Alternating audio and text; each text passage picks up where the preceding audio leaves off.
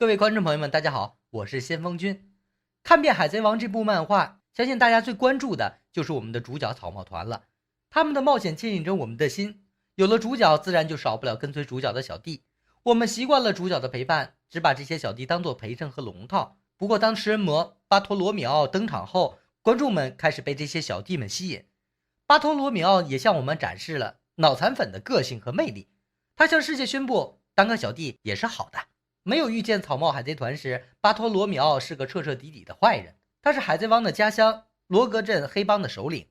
掌管着地下黑市。但无休止的作恶并没有让他感到快乐，只有迷茫和坠落。他不知道自己的梦想何在，但路飞的出现让他们看到了一缕曙光。当时路飞被巴基押到罗格镇准备处死，但路飞是具有何等气魄的人，早将生死置之身外。他向众人露出了无畏的笑容，在一旁围观的巴托被这种超脱的勇气震惊到了。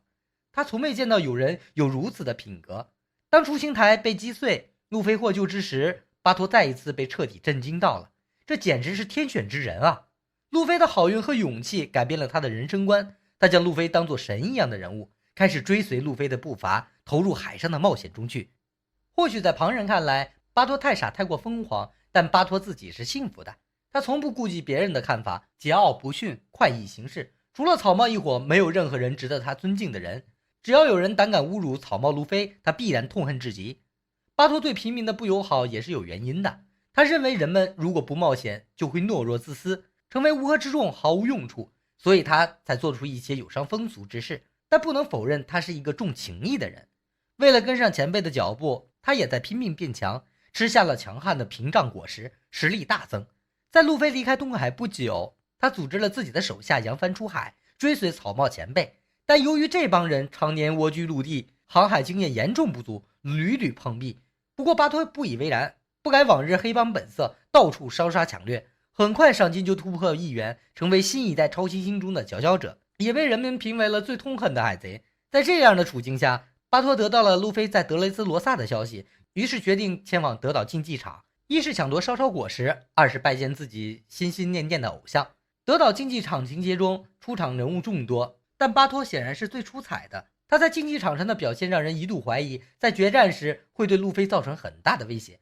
因为海贼的人物形象一般都是和人品成正比。他青面獠牙，非主流机关头，冲着看台观众撒尿吐口水，看上去就不是什么好人。从实力来看，巴托的果实属于取巧型的超人系屏障果实，这让他以守为攻，就可以大面积取胜，在竞赛开始获得了必须冠军。可是这次我们猜到开头，没有猜到结尾。巴托丑是丑了点，但其实是一个可爱的逗逼。海军本部中将梅纳德秒杀了他船上的参谋传教士冈比亚后，他揭穿了梅纳德的身份，并利用能力击败他，让他失去了比赛资格。竞赛开始后，为了接近路飞，巴托一心要成为战斗的中心人物。他宣布此举不是为了自己。获得烧烧果实后，他将果实献给路飞做礼物。登上竞技赛场后，他看不惯那些观众自私的举动，扔出黑色棒球、佯装炸弹，一是为了测试人性，实则是故意要吓唬这些在他看来丑陋的人。在战斗中，巴托对自己的能力很有自信，1亿5千万的赏金可不是风刮来的。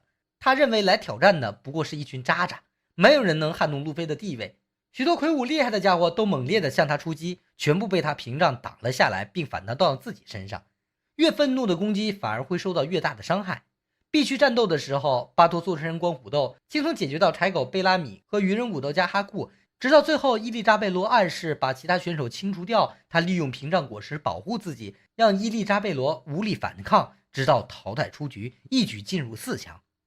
之后在竞技场的休息室，巴托听见某国贵族在嘲笑诋毁路飞，于是毫不留情，直接发动能力将对方压扁，将嘲笑的人舌头割掉，体现了其残忍的一面。到这里我们还不知道巴托的真实品性，直到他在竞技场外遭遇到索隆，对于偶像们的到来，巴托激动到泣不成声，这不是像极了和爱豆近距离接触的我们吗？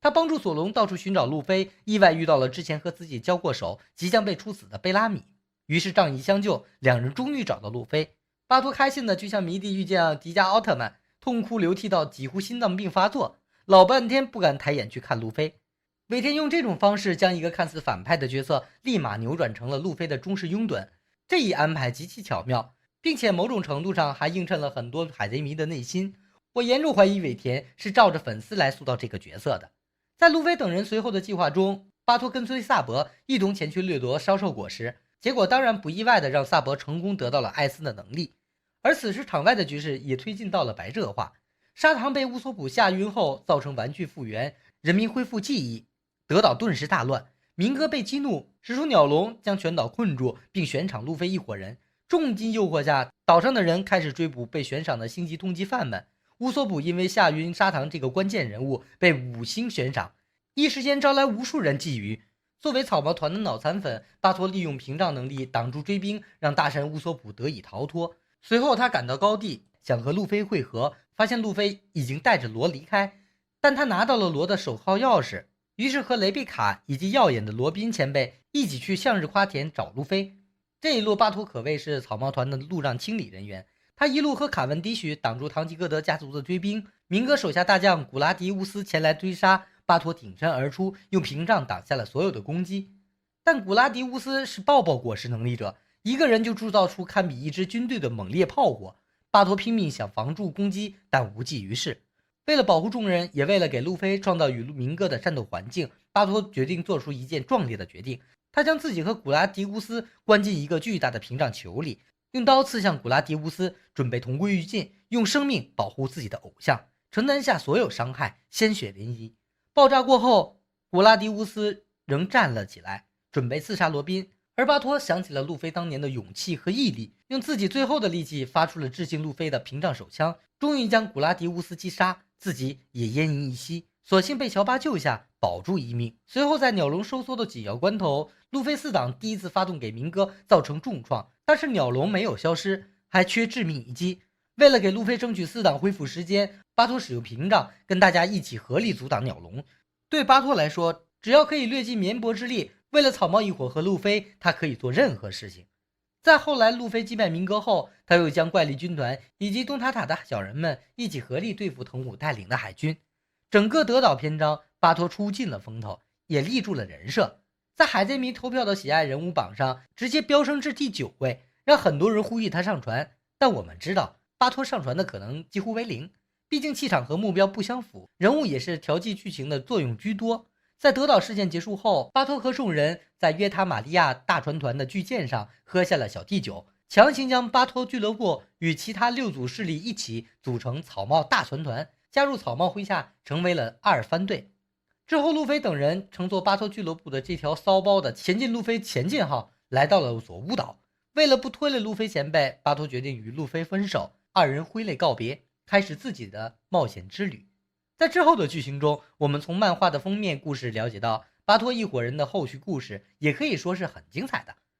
巴托俱乐部抢占地盘，勒索城镇居民，结果来到了红发香克斯庇护的城镇。他显然完全不知道香克斯和路飞的关系，管你是四皇还是什么，心里只有路飞一个人，于是很无所谓的烧掉了香克斯的海贼旗，打了四皇的脸，注定会被教训。但是巴托肯定知道香克斯是路飞非常重要的人，到时候估计也是一番痛哭流涕洒热血。但这莽撞的性格真是让人堪忧，粉路飞的人按说应该不会干出这种危及平民的事情，也许尾田是刻意安排让他遭遇香克斯，不过这让我们知道巴托一定会在之后的剧情中再次出现，只能静等尾田来安排了。他有着非常鲜明的个性，让人又爱又恨。他不仅追随偶像，而且将他们作为自己的梦想尽力追逐，希望他会在后面有更出色的表现，不要被香克斯教训得太惨才好。我是先锋君，咱们下期见。